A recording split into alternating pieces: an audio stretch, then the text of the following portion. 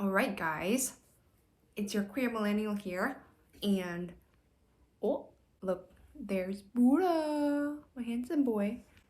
Anyway, I'm here, it's Sunday night, and I just watched a video that said start now, and it's probably like my 5th time of starting and trying to start YouTube, but here I am. This is why we have YouTube, to motivate other people to do YouTube. Anyway, while I was watching that video about starting now and creating the life that you want and going after the life that you want, I thought it would be cool to come back to this YouTube thing that I've been trying to do forever. And I was thinking, what came to mind was my vlogging thing, and how I wanted to help other people who are in my situation grow and learn from the stuff that I'm learning right now.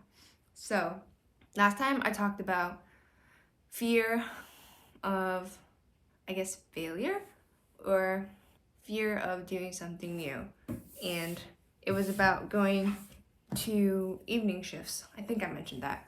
So going to evening shifts, and I've done it maybe like 3 weeks now, and I started doing a shift that is half verification and half dispensing. With verification, I've had opportunities in the past to learn about how to do stuff in the acute care units, so just regular pediatric floors, but I haven't had a lot of experience or opportunities in doing ICU orders. One night I had to ask a question about the rate, the units of the rate of infusion of like some narcotic sedative stuff, and I felt so stupid because I was like, I should know this, like, this is so stupid, why do I need to ask somebody about this? But you know what? You don't know until you do it, and you don't know until you have the opportunity to do it. So why am I beating myself up over this, not knowing how to do it? Because I've never had the chance to do it.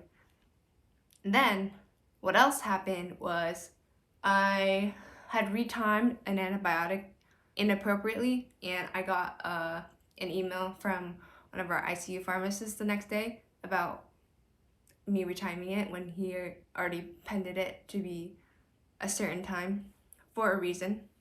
And after receiving that email, I was like, oh my god, I feel so stupid.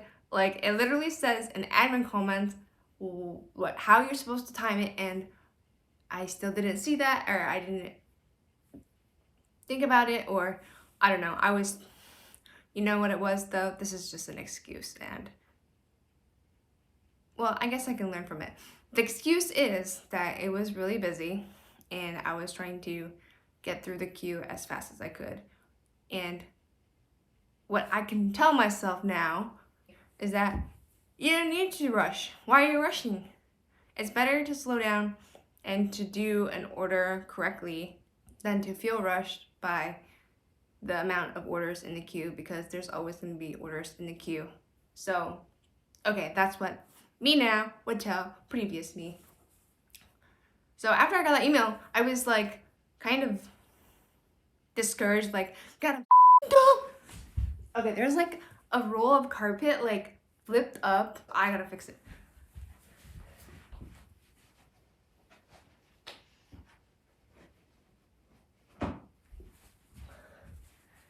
Okay, I fixed it. It's from my robo vacuum that like is like just like ramming into it and making it flip up. Anyway, back to the video. That was the second time that I felt really stupid.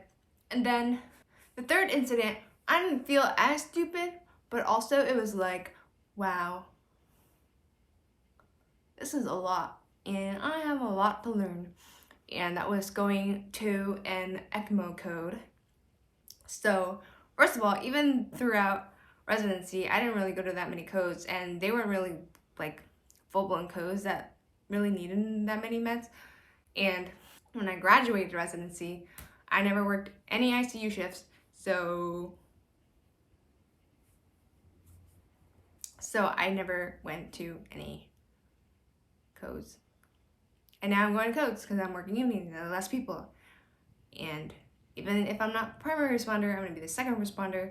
And so on this day, I was the secondary responder, and it was like an emergent ECMO code, not even the ones that you kind of plan.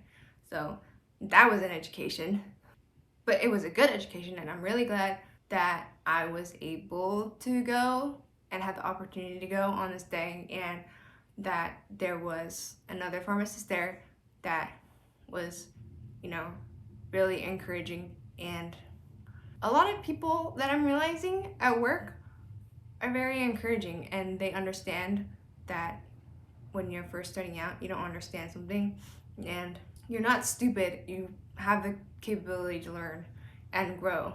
But there's some people that just judge too quickly, I guess. Maybe just some certain people who have. Okay, I need to cut that part out anyway.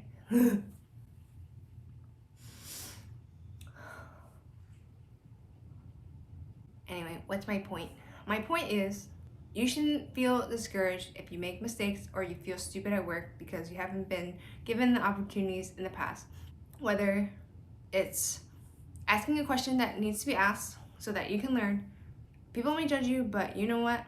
It doesn't matter. You want to know something? That's how you're going to get the answer. And experience is how you're going to learn. Mistakes is how you're going to learn. The ICU pharmacist sending me that email, thank you. Thank you for telling me what I did wrong, so in the future, I won't do it again. Instead of being one of those people who sees that you made a mistake, then just goes to everybody around you in the entire department and says, oh my god, Phaedra, she's so stupid. She made this stupid mistake, and the whole pharmacy knows except for you. And you know what? I can't really change anything that I didn't know that I did wrong. So thank you for telling me. I really appreciate it, and I wish that everybody would have the guts to tell somebody to their face what they did wrong and the rationale behind it in a direct and kind way. And I just want to thank all of my coworkers who have been really encouraging as I'm doing new things. And I thought that I grew a lot in the past, 4 years that I've been working here. And I thought I kind of reached this little plateau and was just gonna chill in this plateau for a while. But now I think I'm on the rise again, learning new things again. And I'm like, wow, there's a lot to learn. I still can learn a lot working here. So up I go on the plateau. Well, I guess I don't go up in the plateau. Up I go to the next plateau, but it'll take a while. And I just want previous me to not be discouraged.